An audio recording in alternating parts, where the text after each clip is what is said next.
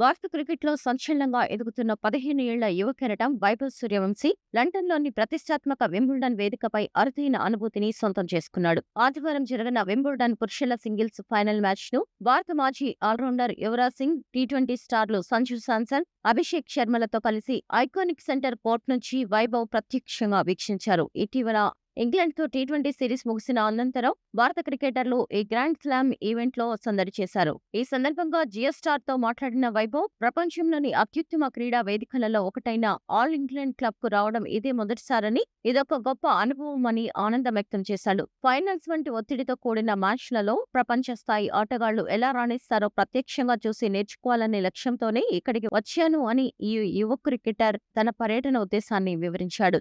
గత 4-5 ఏళ్లుగా తాను టెన్నిస్ ను క్రమం తప్పకుండా ఫాలో అవుతున్నానని వైభవ్ తెలిపాడు. చిన్నప్పటి నుంచి రాఫెల్ నదాల్, నోవాక్ జోకోవిచ్ ల ఆటలను చూసేవాడినని, ముఖ్యంగా జోకోవిచ్ అంటే తనకు అమితమైన ఇష్టమని వెల్లడించాడు. అయితే ఈ టోర్నీలో మాత్రం కొత్త తరం ఆటగాడు, ప్రపంచ నంబర్ 1 జానిక్ సిన్నర్ కు మద్దతిచ్చానని, అతడి ఆటతీరు అద్భుతమని కొనియాడారు.